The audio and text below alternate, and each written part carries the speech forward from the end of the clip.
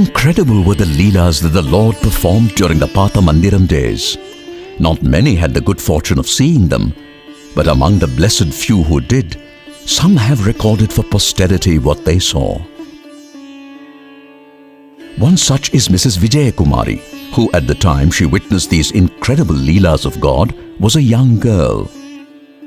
Those leelas made a deep impression on her, and even now, 60 years later, she is able to relive every single one of those precious moments.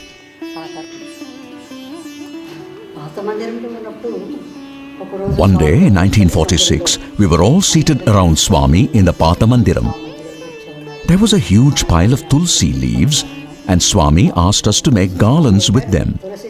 In fact, he himself started making a garland. That was the first time we saw him make a garland, and the speed with which he worked was amazing.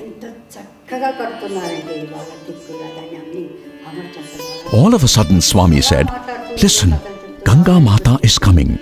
Get up and let us all go and see her." Although Swami got up and moved forward, we did not believe what he said. We just covered our mouths and started laughing. Where is Ganga and where is Puttaparthi?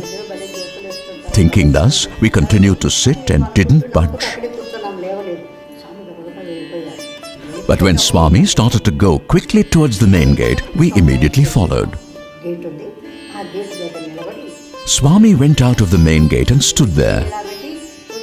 Stretching his hands wide on either side, he said, "Nobody should cross this limit. All of you must stand behind." We did as told, wondering, "Swami, where is the Ganga you were talking about?" Just then Swami said in an excited voice, "Look there, she's coming."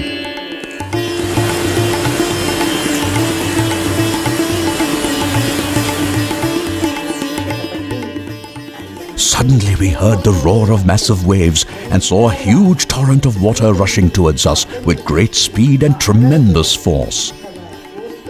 Scared to death, we feared that we would all be drowned by this deluge.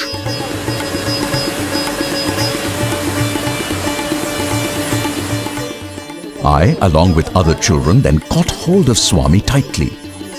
Swami told us to remain silent and watch Mother Ganga.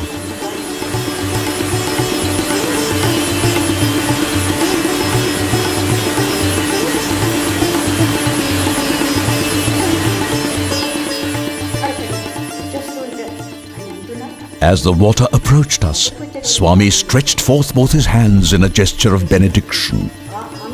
And most miraculously, the surging water became calm where we were. But beyond that area, the water was still roaring and turbulent.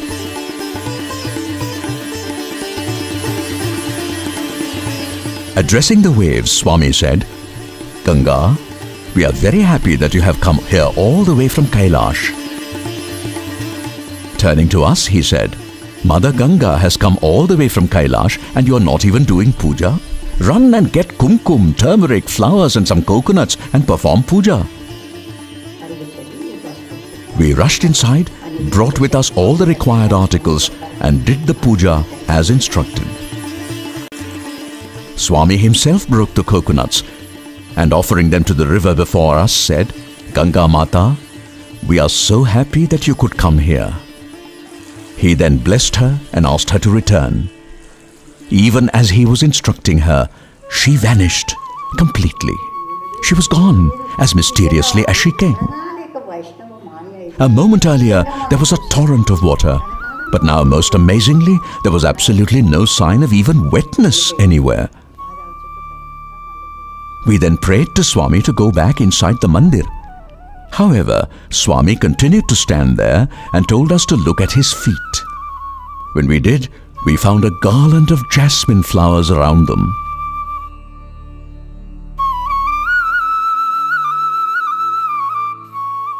The surprising part was that each flower was as big as a ball. The fragrance was superb and the garland was very well made. Swami asked us to pick up the garland and hand it over to him, telling us that these flowers were from Kailash, which was why they were so big. Swami then removed the flowers one by one and distributed them. Our family also got a flower, and we kept it safely until the flower gradually dried up.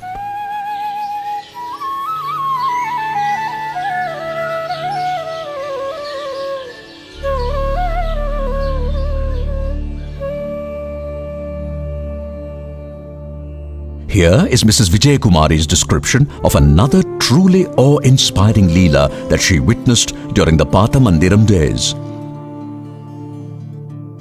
One day in 1947, we went with Swami to the Chitravati river. All of a sudden, he disappeared from our midst. We then heard his voice which said, "I am here on the hill, and I am going to now show you all Surya Darshan, the vision of God as Sun." We began to wonder. It is past 6 in the evening and the sun has already set. And now Swami is saying he would show us the sun. That was when we began to laugh. Just then we began to see a pink light behind Swami. Quickly pink turned into red and we began to feel very hot. The heat made us sweat profusely and was unbearable. At the same time, the scene we saw was beautiful, indeed beyond description.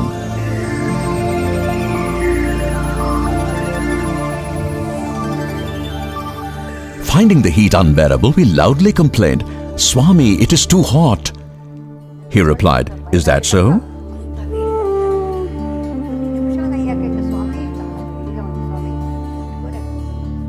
And then slowly the heat began to decrease when Swami suddenly announced, "I am now going to show you the moon." Even as he uttered those words, the sky behind him gradually began to turn silvery white, and the air started to cool rapidly.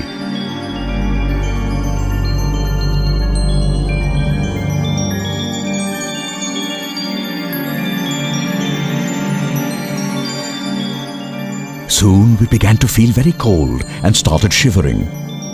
Our teeth began to chatter and we screamed, "Swami, it is too cold!" Taking pity on us, Swami made the chill disappear, after which he said, "I am now going to show all of you the third eye. Watch carefully and don't look here and there." As we stood there watching his full form, we suddenly saw only his face, huge in size, filling the entire sky. Even as we were watching all this with awe and wonder, an orifice appeared in between his eyebrows, from which flew giant sparks and huge flames.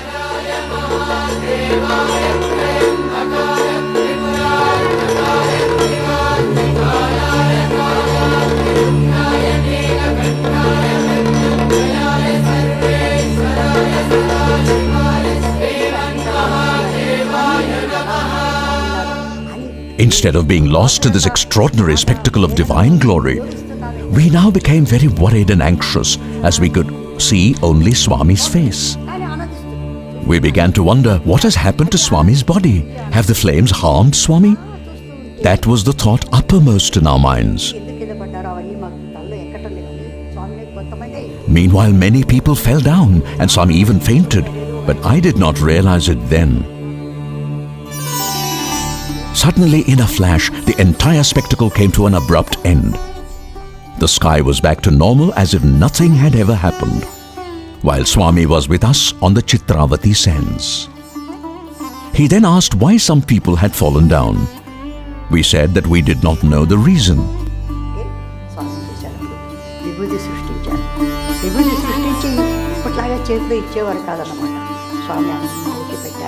Swami then created sacred ash or vibhuti and applied it to everyone's forehead.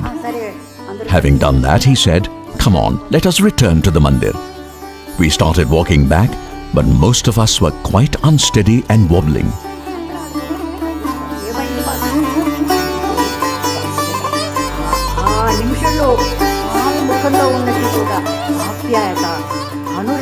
Back in the mandir, with much love, Swami said, "Today I have granted you the blessing of Trinetra Darshan, the vision of the third eye, for which you all have been pining in many previous births. What I have shown you is not even 1,000th of the full glory, and what little I showed made many of you to fall down, unable to bear the power of that sight. That was when some kind of normalcy started returning amongst us.